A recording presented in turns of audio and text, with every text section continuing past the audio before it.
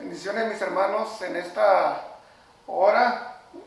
No sé a qué horas esté usted viendo este video, en la mañana, en la tarde o en la noche, pero lo que sí les digo es de que les mando un saludo y un fuerte abrazo a todos y cada uno de ustedes. En esta hora vamos a traer un estudio, no es una predicación, es un estudio acerca de la salvación. Y para poder entender el plan de Dios, el plan de nuestro Creador, acerca de la salvación y del Evangelio, primeramente vamos a conocer lo que significa la palabra salvación. La palabra salvación se divide en dos partes. Salvación, que significa la acción de salvar.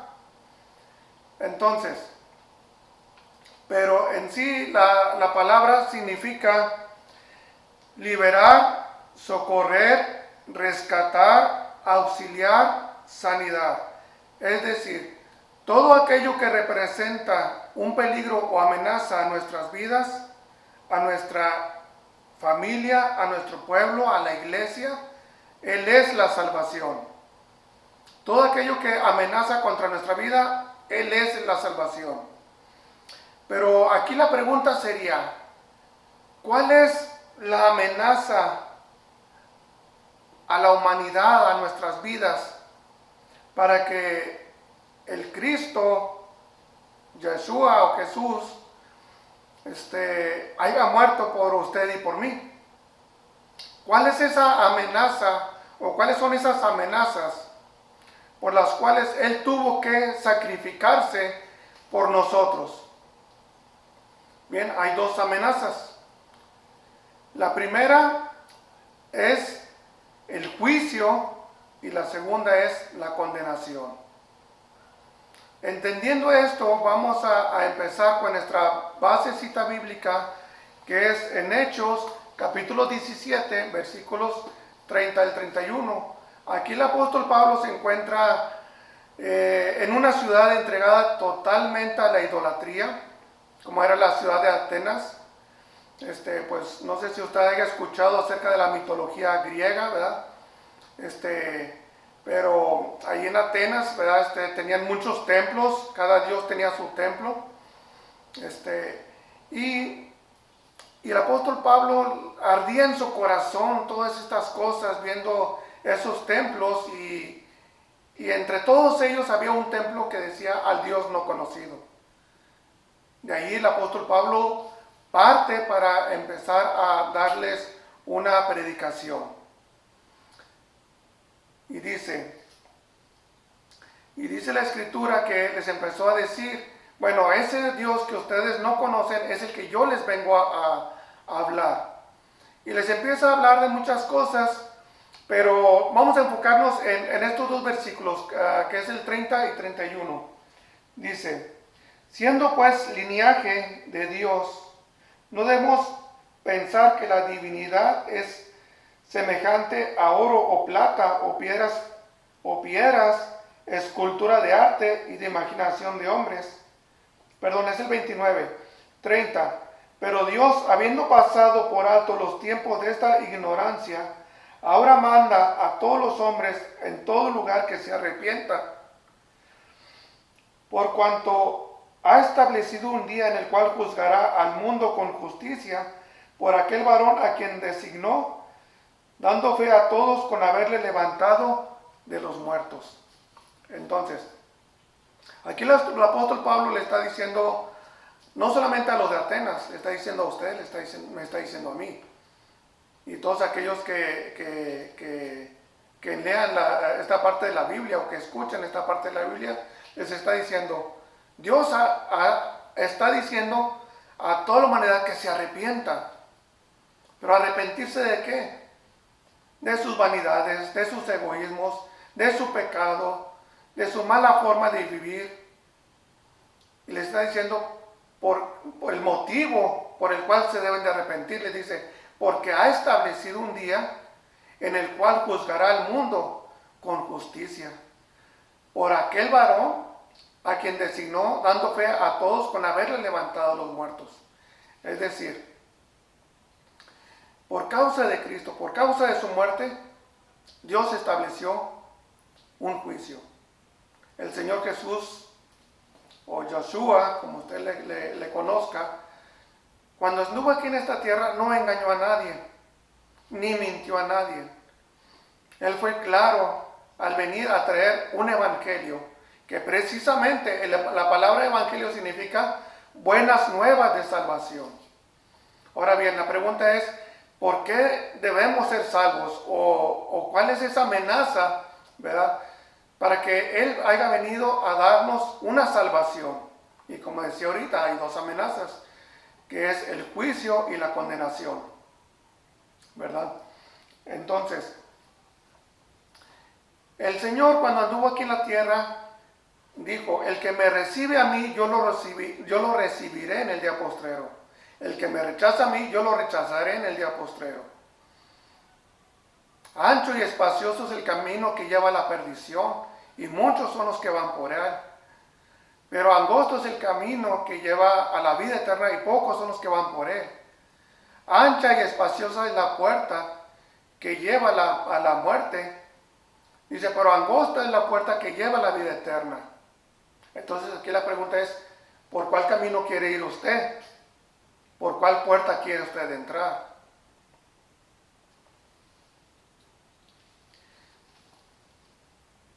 Porque de tal manera amó Dios al mundo, que envió a su Hijo unigénito para que todo aquel que en él cree no se pierda, ¿verdad?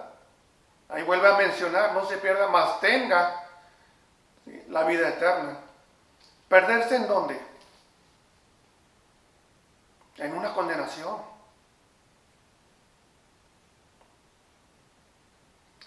Vamos al libro de los Hebreos, capítulo 9.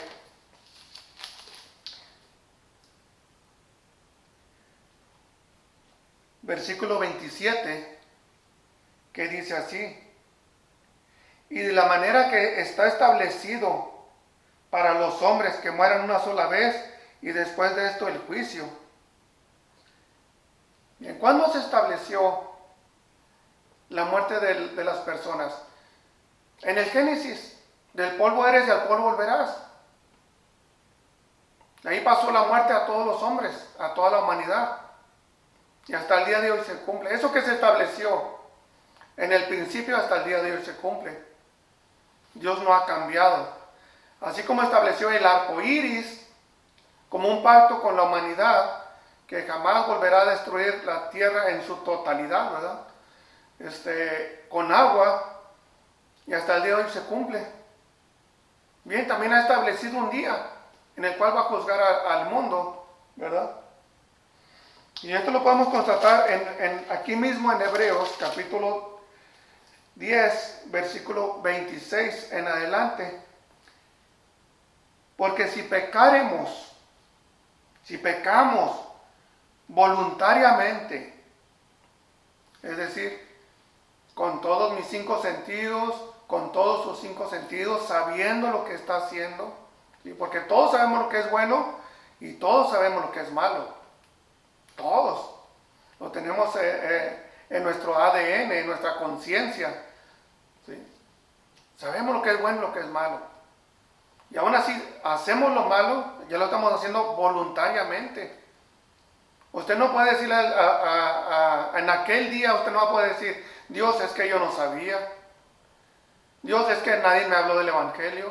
Dios, es que nunca tuve una enseñanza. Dios, a mí nunca me hablaron de tu palabra. No. Usted lo sabe, lo que es bueno y lo que es malo. Pero dice, pero si pecamos voluntariamente, después de haber recibido el conocimiento de la verdad, dice, ya no hay más sacrificios por los pecados. O sea, ya no hay. Si usted rechaza el sacrificio de Cristo, o sea, ya no hay otro sacrificio. Ni después del levantamiento de la iglesia ya no hay. Aquí dice, no hay otro sacrificio. Así usted haga mandas, así usted le prometa a Dios y que usted va a hacer esto. No, o sea, ya no hay. No hay otro sacrificio. Si no es a través de Cristo, no hay otro sacrificio. sino una horrenda expectación de juicio y de hervor de fuego que ha de devorar a los adversarios.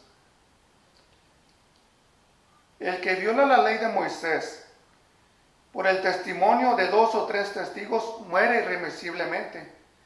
Y luego hace una pregunta en el 29 diciendo, ¿cuánto mayor castigo pensarán que merecerá al que pisoteare al Hijo de Dios y tuviere por inmunda la sangre del pacto, en la cual fue santificado, e hiciere afrenta al Espíritu de gracia?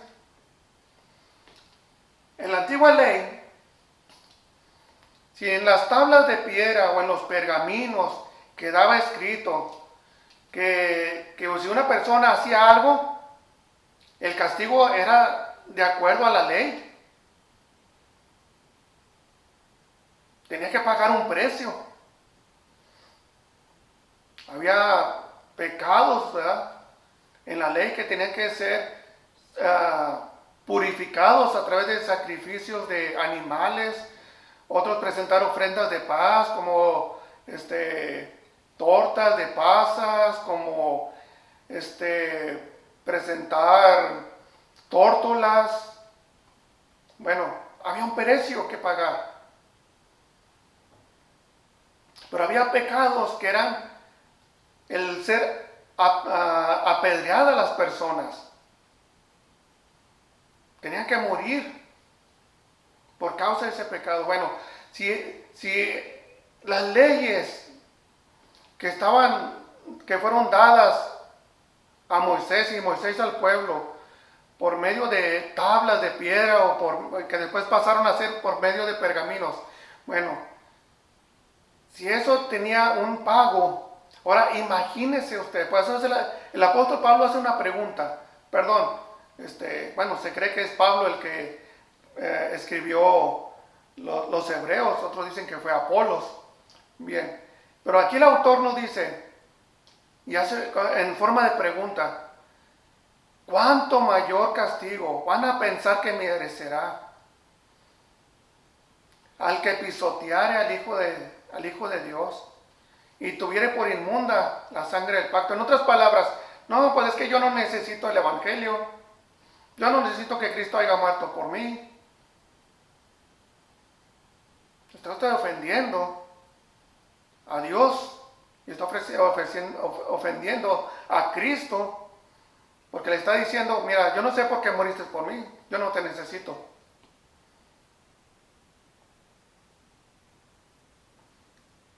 Al rechazar, por eso dijo el Señor, el que me rechaza a mí, yo lo voy a rechazar.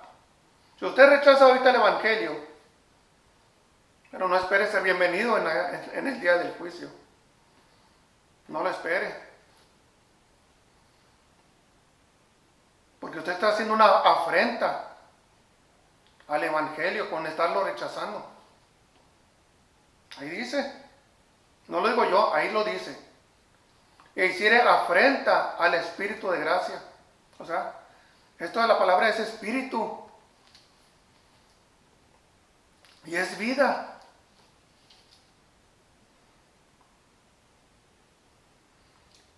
En el versículo 30 dice, porque conocemos al que dijo, mía es la venganza, yo daré el pago, dice el Señor. Y otra vez, el Señor juzgará a su pueblo.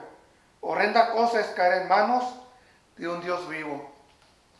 Nomás imagínense, si el pueblo, la iglesia del Señor, va a ser la primera en ser juzgada, después el mundo. El primer juicio va a ser a través de la iglesia. ¿Cómo? Bueno, el Señor fue bien claro cuando dijo, 2 estarán en el campo, uno será tomado y el otro será dejado. 2 estarán en la cama, uno será tomado y el otro será dejado. 2 mujeres estarán en el molino, una será tomada y la otra será dejada. Ese es el primer juicio sobre la iglesia. Y después el juicio al mundo. Entonces, para poder entender este juicio de la iglesia, es como, por ejemplo, si yo tengo 2 plumones de diferentes marcas y yo pruebo, escribo con uno y luego escribo con otro y después emito un juicio y digo, este marcador, para mi parecer, escribe mejor, tiene mejor agarre, tiene mejor firmeza, y empiezo a decir las cualidades y yo digo, no, pues a este le falta tener más agarre, al momento de marcar como que falla la tinta, entonces ya estoy diciendo los errores que tiene este marcador. Bien, cuando el Señor venga por su iglesia, va a decir, este está frío, no me lo puedo llevar. Este está calientito en el fuego del Espíritu, este me lo voy a llevar. Este se va, este se queda. Por eso dijo el Señor en la parábola de las 10 vírgenes, ¿verdad? Cuando dijo, 5 eran prudentes y 5 eran insensatas. 5 se prepararon. Las otras 5 no se prepararon. Entonces, usted necesita prepararse. Si usted está dentro de una iglesia, prepárese, afírmese más en el Señor. Le invito a que busque más al Señor en oración, en ayuno, en lectura bíblica. Porque cuando el Señor levanta su iglesia, cuando el Señor imita ese juicio y decir, este se va, este se queda.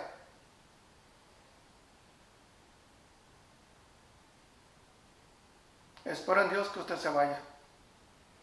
Y espero en Dios también irme. Espero en Dios que todos aquellos que miren este video hagan una decisión firme en su vida para que el Señor los tome en cuenta cuando levanta su iglesia. Bien, pasamos a algo para entender un poquito más lo que es el plan de salvación. Mire, cuando el Padre Eterno, cuando Elohim o el Altísimo, el Todopoderoso, como usted le quiere llamar, se presentó delante de Moisés en la zarza, y Moisés le pregunta, pero porque lo está enviando a ir al pueblo que estaba en Egipto, y Moisés le dice, bueno, yo voy y llego y me presento, y si me preguntan ¿cuál es su nombre? ¿Qué les voy a decir? Entonces él les da 4 letras, YHWH. Síganme con atención. Le da las 4 letras, YHWH. Posteriormente, para poderle dar una pronunciación, se le agregaron 2 vocales y se pronuncia Yahvé. Alguien más lo pronuncia como Yahweh, otros como Yahvé. Entonces, en este caso, vamos a decir es Yahweh. Ponga atención. Cuando vino el Mesías, el Cristo, su nombre es Yahshua. Pues se toman las primeras 3 letras y se incrustan en el nombre del Mesías, Yahshua, que traducido significa yo soy salvación. ¿Sí? Es decir, todo aquello que representa un peligro para nuestra vida, Él nos salva. Por eso dijo el Señor, todo lo que pidan en mi nombre yo lo voy a hacer. ¿Me explico?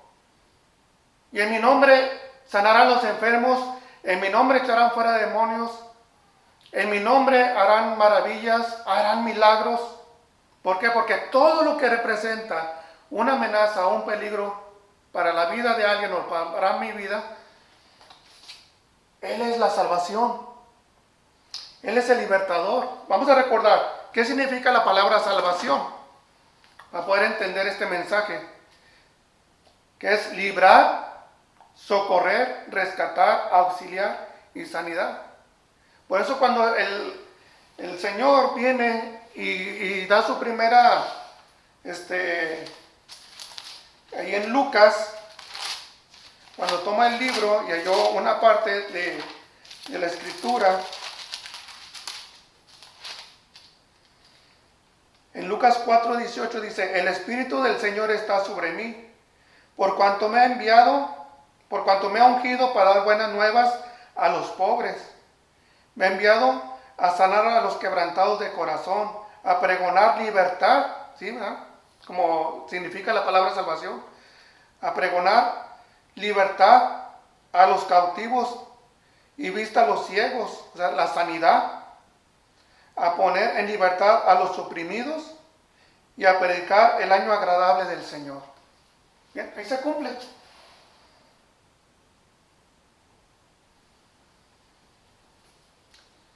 Entonces, yo le invito a que busque del Señor nuevamente. Hago esta invitación a los que están viendo este video. Busquen al Señor, entréguele su vida. Usted dígale, Señor, entra a mi vida, entra a mi corazón, perdóname. Me arrepiento de todo lo malo que he hecho. No quiero pasar por el gran juicio. No quiero ir a esa condenación. Señor, perdóname. Hágalo con todo su corazón. Ahí en su cuarto, antes de acostarse, o en la cocina donde usted pídale perdón al Señor. Porque hay dos amenazas. El juicio, el gran juicio, como leímos ahorita, y la condenación eterna. Hay un peligro para usted, para su familia, para toda la humanidad. Y este mensaje del Evangelio ya poco se predica, no sé por qué. Pero yo le invito que si usted está escuchando, busque al Señor con todo su corazón. Búsquelo. Porque el tiempo se está cumpliendo y vemos que todas las cosas se están cumpliendo. Bien, vamos a seguir con este estudio, ¿verdad? Después de esta invitación. Vamos al libro de San Mateo.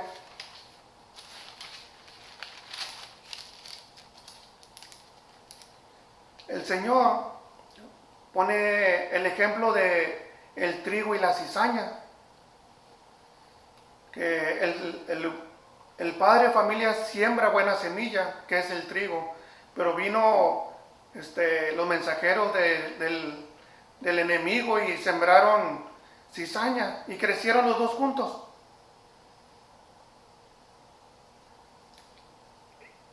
Y en el tiempo de la siega, ¿verdad? Fue separada el trigo de la cizaña. Y entonces le preguntan en el San Mateo 13:36 dice, entonces despedida la gente, entró Jesús en la casa y acercándose a él sus discípulos le dijeron, explícanos la parábola de la cizaña del campo. Respondiendo él les dijo, el que siembra la buena semilla es el Hijo del Hombre. El campo es el mundo. La buena semilla son los hijos del reino y las cizañas son los hijos del malo. El enemigo que la sembró es el diablo. La siega es el fin del siglo y los segadores serán los ángeles. De manera que como se arranca la cizaña y se quema en fuego, así será el fin de este siglo. Enviará el Hijo del Hombre a sus ángeles y recogerán de su reino a todos los que le sirven.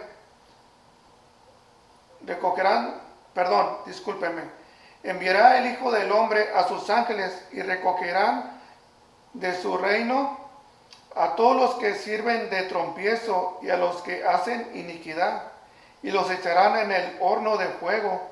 Ahí será el lloro y el crujir de dientes. Entonces los justos resplandecerán como el sol en el reino de su Padre, y el que tiene oídos para oír, oiga. Bien, aquí el Señor, ¿verdad?, está diciendo cómo va a ser la culminación del siglo o el tiempo, ¿verdad?, de las cosas. El Señor va a levantar a su iglesia y estos van a resplandecer en el reino, mientras que los que fueron trompiezo, los que no quisieron nada con el Señor, los que no quisieron nada con el Evangelio, pues su fin será en el lago de fuego, en la condenación eterna, donde será el lloro y el crujir de dientes. Por eso dijo el Señor, fíjense, vamos a, cómo se unen todas las cosas. Dijo el Señor, vivo yo que ante mí se doblará toda rodilla. Entonces el asunto es aquí, es de que si usted dobla la rodilla ahora, ¿sí?, el abogado, que es el Señor, va a abogar por usted. Pero si usted no lo quiere hacer, pero se va a enfrentar, pero ya no como abogado, se va a topar con él como juez. Y ahí también va a doblar la rodilla, y ahí va a doblar la rodilla. O sea que si no la quiere doblar ahorita, en ese día la va a doblar. El problema es de que ahorita puede encontrar salvación, pero en aquel día va a encontrar la condenación. Usted decide cuándo la quiere doblar delante del Señor. Es su decisión, es su salvación. La salvación es muy personal. Usted sabe, si la quiere doblar ahorita y pedirle perdón al Señor y buscar a Dios con todo su corazón, nuevamente hago el llamado, ¿verdad? Discúlpeme que sea tan repetitivo, pero es bien importante para su vida, y es bien importante para mi vida, y bien importante para la vida de todos. Pero hágalo, doble la rodilla ahora, que hay salvación, que ahorita hay un abogado para usted, que es el Señor. Él derramó su preciosa sangre para que Él sea el abogado de usted. Si no, en aquel día se va a topar con el gran juez. Imagínese que usted está en un juicio y usted está siendo acusado por algo X. Y usted le dice al abogado, oye, ¿sabes qué? A mí no me defiendas, yo no te necesito, yo me defiendo solo. Pero es que mira, es que las leyes dicen que, mira, yo no te necesito, abogado. Yo me defiendo solo. Cuando llega la condenación, es cuando usted, ¿qué va a hacer? ¿Cómo va a pelear si no conoce de leyes? Si no conoce los procedimientos. ¿Cómo va a pelear?